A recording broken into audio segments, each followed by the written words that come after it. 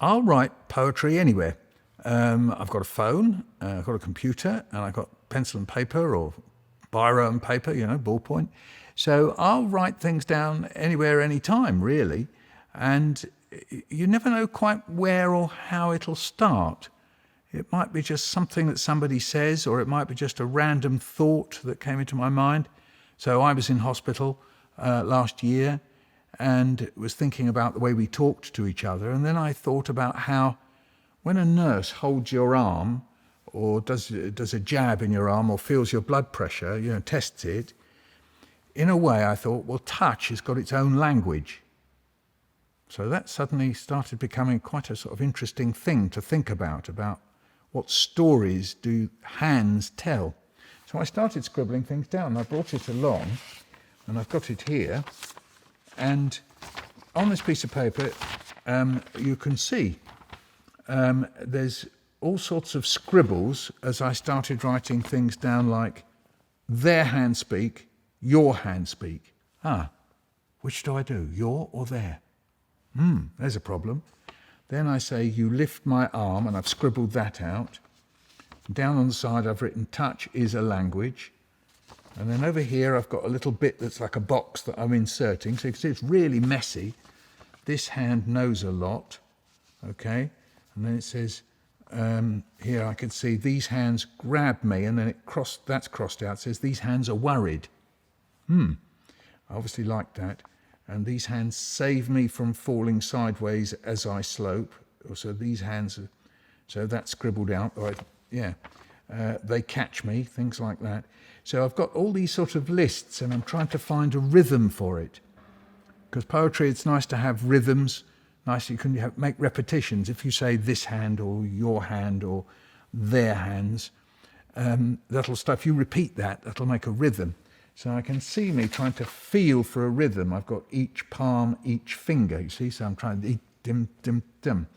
So it may not rhyme, but I'm trying to make rhythms down the page, yeah? It says one hand. I rejected that because I decided I think I went with this hand in the end. So you can see me playing with that word that comes before hand.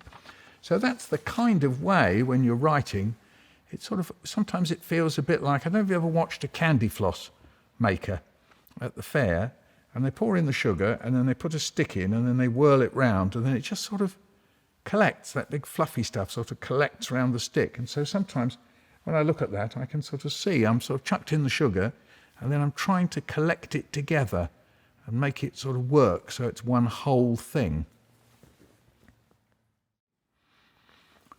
So to make a poem, it nearly always involves lots of scribbling out, lots of listening to it. So I'm doing a book for very, very young children. And I did one book that's called I Am Angry, another one called I'm Hungry, and another one I'm Happy, and a last one called I Am Jiggly. So these are for young children. And I've got a bit of this with me here. So it sort of begins, each one of them begins things like I am happy, happy, happy, happy, I'm so happy that. And then it comes up in little rhyming bits. So now we come to the jiggly one. I'm jiggly, jiggly, jiggly, I'm so jiggly that. Well, what do I do when I'm jiggly? So if you think you're a 3-year-old, what do 3-year-olds do when they're jiggling about? So I was trying to think of little rhymes. So this involves finding little, what are called couplets, little things that, so I jump up and down, down, down, down, what's a clown? I play the clown. Maybe that might work. Might do, might not. So I've got that at the top there. And then I thought, what do? You're so happy you do somersaults. Somersaults, that's going to be hard. Somersaults, all sorts, somersaults. I dance a waltz. Yeah, that will work. I'm so happy I dance a waltz, like you see on Strictly. Then I wriggle on my chair. I wiggle my hair. It could be chair and hair like that. What about, when you play, quite often if you're happy, you play with a balloon. I'm juggling balloons. Balloons. Spoons. I juggle my spoons. Balloons. So I can see all these and I'm playing with them. And then I thought, what about, with your clothes? I wiggle my socks. I wiggle in a box. Why not? Socks and box, that works. And so you can see I'm building it up over the page. And And I've got some others. Giggle. I thought I could maybe play with a word like giggle, because that rhymes with jiggle and wriggle. And so I've built it. I've got whiskers in there, but whisker is quite a hard word to get things to rhyme with that. So I think that just sits on its own in the page. So you can see in both of these two poems, I'm doing a lot of drafting and reworking and trying to find shapes and rhythms and patterns. So that's part of the music of a poem, because that's what attracts us. Sometimes you can be without a rhythm, you can just tell a story or an anecdote, and I like doing those as well. But with this kind of poem, I'm looking for rhythms and sometimes rhymes.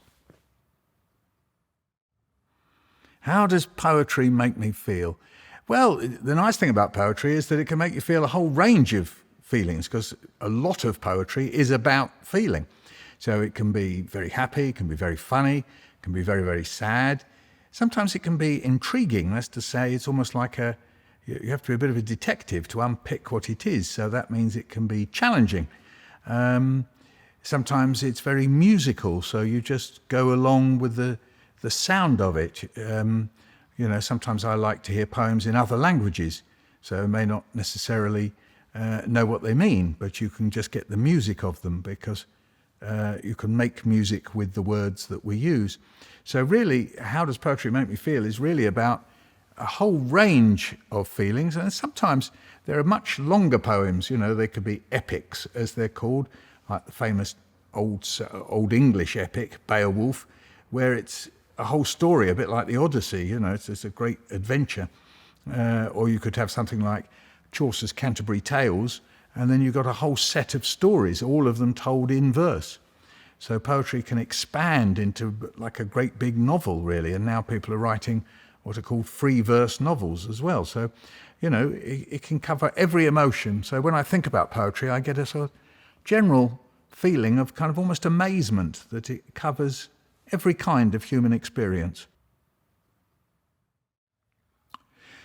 The first thing to remember about poems is not to be afraid of them.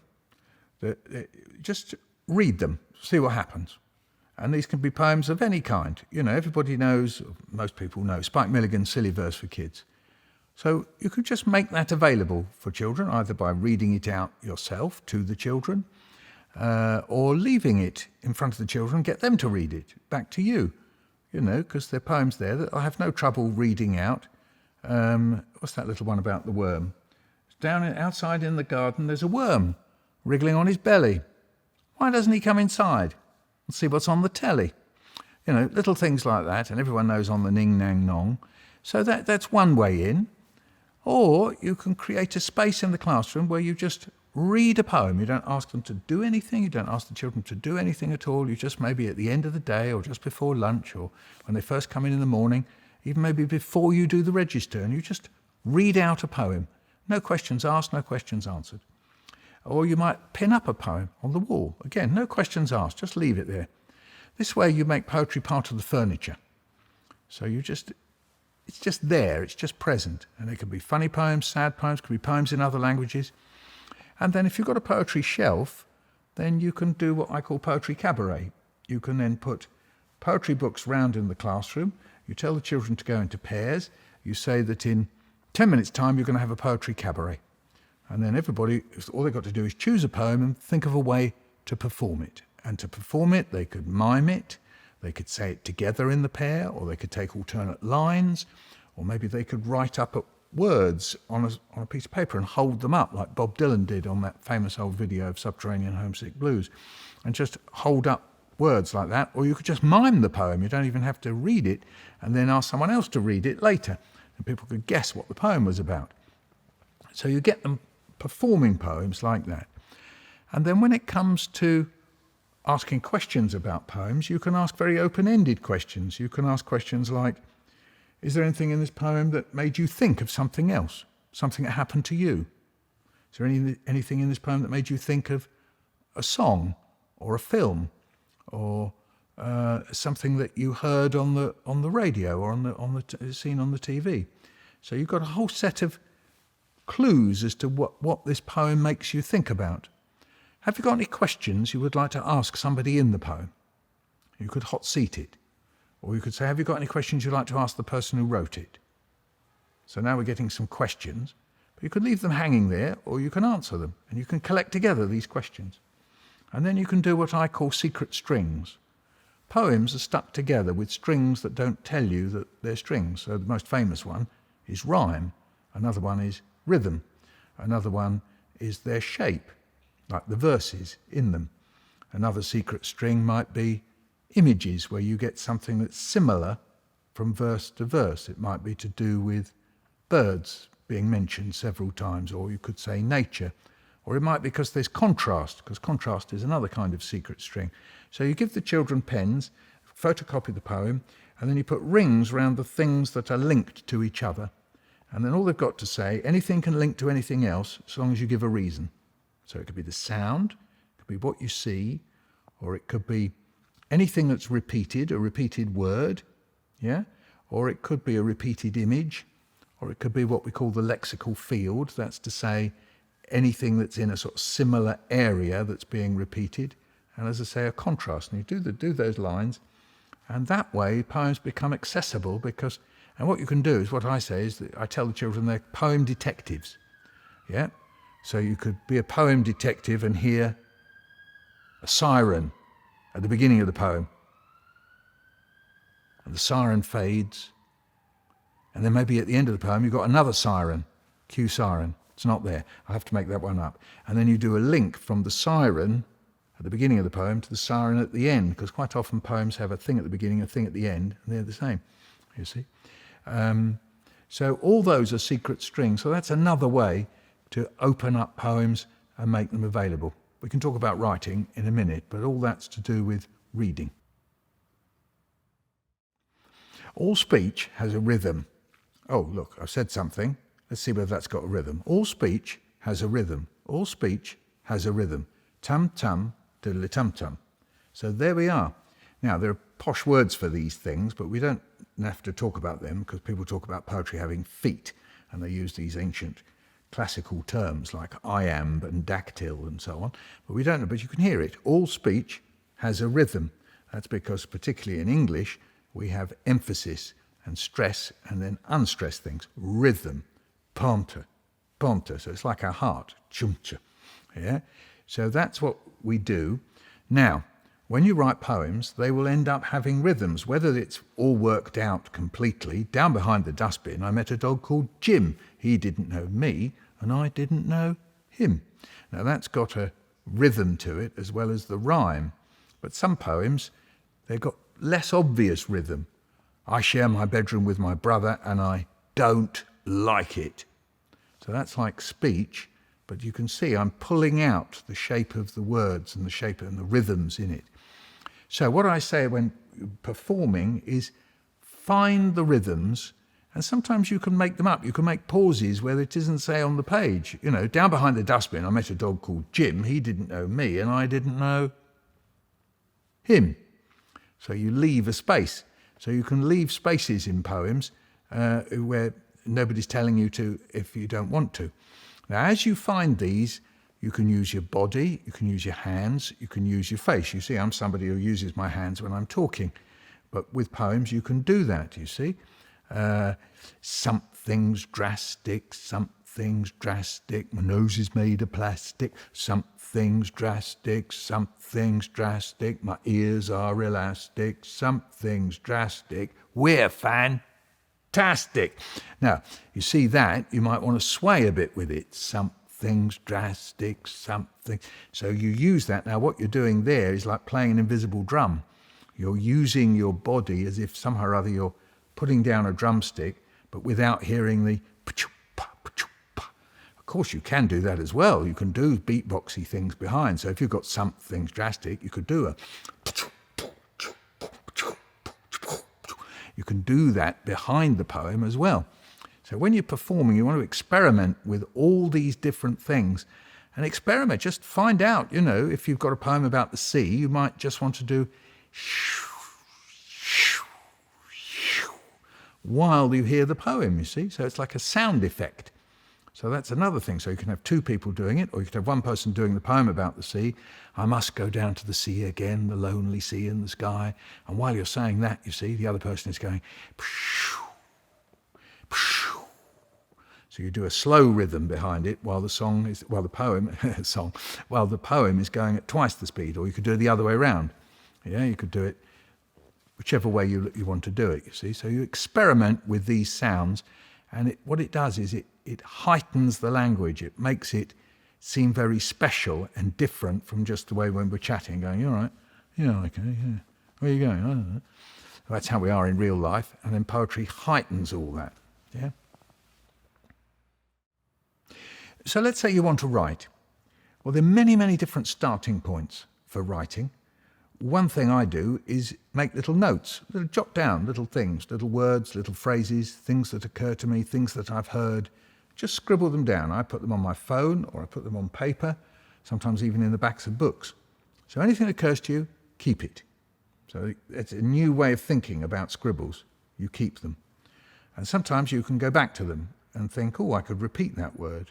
Or maybe there's some other thoughts that I've had. But the key thing is to get scribbling, yeah? So that's one thing you can do.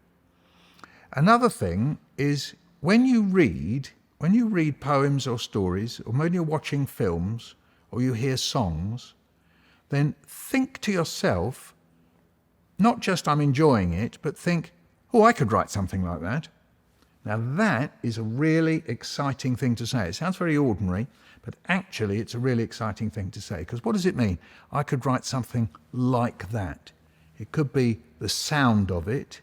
It could be what it looks like if you've seen it on the page. It could be the emotion in the thing that you've just read.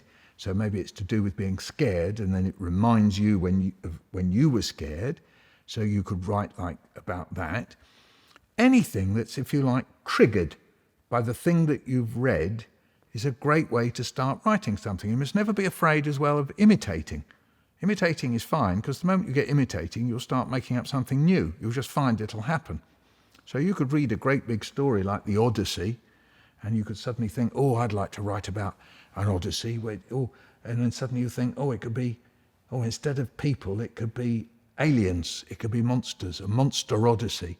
Well, that's great. You've nicked the plot, or nicked the story, or nicked something to do with Odysseus and the Odyssey, but you've made it something different. It's all great. So I find that the most, if you like, fertile thing, that I use other stories and other things. So here's something that occurred to me. I was very, very ill, and I was in hospital, and they were worried that I was going to die, and nurses looked after me, of course. And then afterwards, I was sitting in the garden outside the hospital with the consultant, and a nurse went by, and then she came back again, and she looked at me and she went, "Here's Michael Rosen." And at first she was very, very pleased, but I think she was shocked as well. And you know what came into my mind? It's an old folk story called The Unquiet Grave, where the dead person can't rest because the person is thinking about them too much. And I thought for a moment, I suddenly got reminded of The Unquiet Grave. And then I thought, the reason why I'm alive is because my wife wouldn't let me go. And that's a motif, that's an image, if you like, taken from The Unquiet Grave, which I've then used in a poem about Margie the nurse walking past, seeing me and going, ah. And then I finished the poem by saying, I think I'll be a Dybbuk, a Jewish ghost. Dybbuk is a Yiddish word for, or a Hebrew word for a ghost, you see. So that's how it ends. So you can use these things as triggers. You can use them and never be afraid to, as it were, nick them or refer to them, you see. Or I did another one where I had an operation on my eye, and you know what I thought of? I thought of King Lear. And King Lear, there's this horrible scene where I think Goneril, says, or Regan, I forget which one, says, "Pluck out his eyes." And then when they take it, they go, "Out, vile jelly." And so while I'm sitting there with the operation on my eye, I'm thinking, pluck out his eyes. Out, vile jelly. And that's fine. You can use these things, you see. So I find that really useful. You read and just say, I could write something like that. And it somehow or other gets you into, it's like being part of a club, really. Sort of like a writing club, which is what one writer called the Republic of Letters. That was Emile Zola. He called it that. I find my inspiration from a variety of things. One of them is what I call archaeology. That's when I go digging into my mind to find the things that happened to me when I was a boy, the things that I did when I was young, or maybe not so young, things that I did 20 years ago or 30 years ago. So those are my archaeology poems. So I'm like an archaeologist digging around, finding little clues, pulling something out, something that somebody said. My father saying to me, never let me see you doing that again. Oh yeah, you could just write that down, find that, you see? Or maybe I find a picture of maybe that time when my friend, when we were on a camping holiday, nearly drowned because the raft he was on turned over. So suddenly I've got that picture. So I then want to write about it. So there's archaeology poems. Then there's seeing and hearing poems. So you're sitting on a bus and you hear somebody say something, or you hear somebody like a street cry. This is a mixture between memory and street cry. Memory and seeing and hearing, this one, is that there were guys who used to sell the papers near where I was, and one of them used to go, on you, and the other bloke used to go, hey, hot. So he used to say it one after the other, on you, hey, hot. And that was Late Star. So it was Star News and Standard, Late Star. And so I think, oh, that could be quite a nice performance poem. On you, hey, hot. On you, hey, hot. Star News and Standard, Late Star. And I could build that into like a performance piece. So that's like a hearing thing, you see. So you can have seeing and hearing. And you can also write fantasies. You can just make up stuff. I mean, it could be any old things about going to the moon or any kind of things. I once wrote a poem that was about a kind of dream, really, about somebody who grew leaves out of their fingers and out of their ears, and it was like I picked up on the idea of that old medieval story of the Green Man who comes out of the forest all dressed in leaves and so on. And I thought I'd make a modern one of somebody in a city growing leaves. So you can make a fantasy as well with poems. So all these things, they're starting points for me. And then if I have a big experience, which I've had several times, then I try to write about those in little bits. So I had this big experience last year of nearly dying because of COVID. And then I've written about that in a book by just writing little pictures of things that happened, like remembering that they made me wear mittens. I had to wear mittens in case I pulled the tubes out of me. So I'm lying in bed, and I sometimes write those in what's called the present. I'm lying in bed. I've got mittens. Why have I got mittens? I can't pull the mittens off. Nurse, I say. And she says, relax. Save your energy. And I think, that sounds like Tai Chi. Save your energy. But get the mittens off. You see? So there's a little thing, and that's a little thing as part of a great big thing, of that great big experience. And I write about those in little fragments, if you like, so they inspire me as well. I think when you're very young, your approach to language is slightly different from adults. When you're young, you haven't been immersed in the printed word. So everything around you to do with language is oral, and that means physical. That's to say it's sound and what you produce with your body, with your throat, your lungs and everything else, your mouth. So it's very physical. So you're hearing words physically and not very visually. As you get older, of course, they're slightly different. So when you write poetry for young children, you are playing with something that they are very sensitized to physically. So when you do rhyme and rhythm with young children, I think it's got a special sort of little tickly factor. But of course, as adults, we like those things as well. But I think with children, there's a sort of extra bonus, because it almost sounds as if you're kind of taking the mickey out of the thing that is everything to them. It's their cognition, it's everything they know, it's everything that is explaining things, ordering them about, telling them to do this, everything that, that they're just feeling for the first time they can express. And all that, very nearly all of that, is oral, as I say. So if you write poems that snatch bits of things that people say, then it comes over as quite interesting, intriguing, and sometimes funny. So if someone says to a child, "That's reprehensible," the child may not know what the word means, but they can pick it from the tone. So if you then go, reprehensible, reprehensibubble, reprehensibubly, repri-bubbly, hensible, then suddenly you're sort of deconstructing the word that they didn't know the word of, they didn't know the meaning of, they didn't know another word that's like it necessarily, but they knew the sound of it.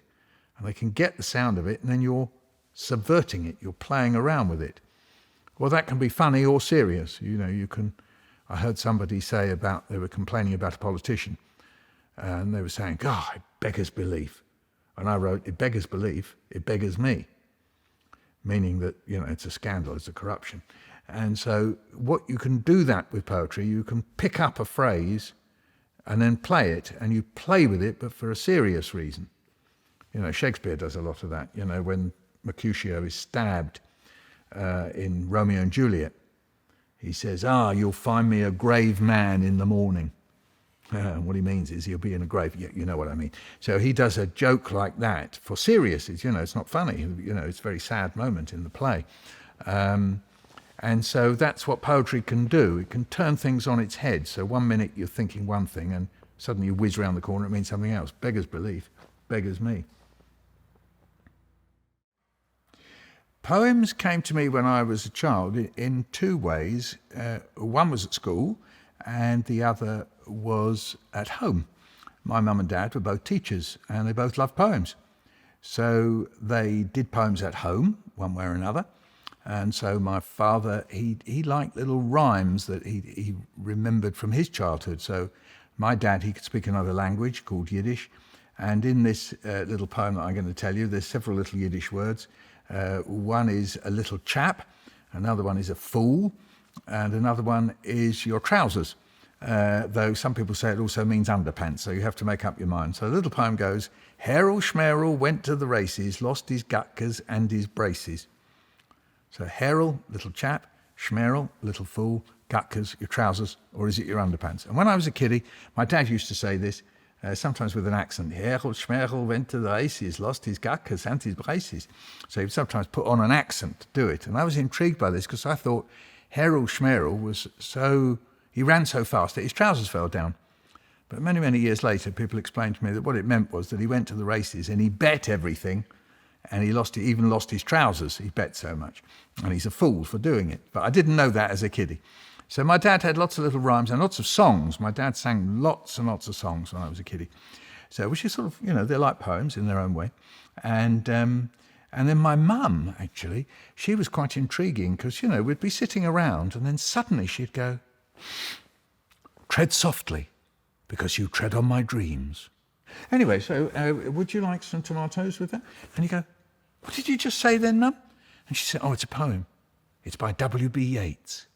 And she loved Yeats, you see, and so she'd suddenly drop these lines, "When you're old and grey and nodding by the fire." And sometimes she wouldn't say any more. She'd just sort of say these one lines that I think she had learnt at school, you see. And then at school, well, we had a teacher called Mrs. McNabb when I was at primary school, and she took us for what's called choral speaking. And what we had to do with choral speaking was all say a poem together. It's like a choir, like you see, with Gareth Malone or somebody with a choir, but you say a poem and you have solos in it and everybody says it, or you can have half the choir saying one half saying the other. And I can remember two poems we did. One was called The Listeners by Walter de la Mare. "Is there anybody there?" said the traveller, knocking on the moonlit door. That's how that one begins. And the other one was called Adelstrop.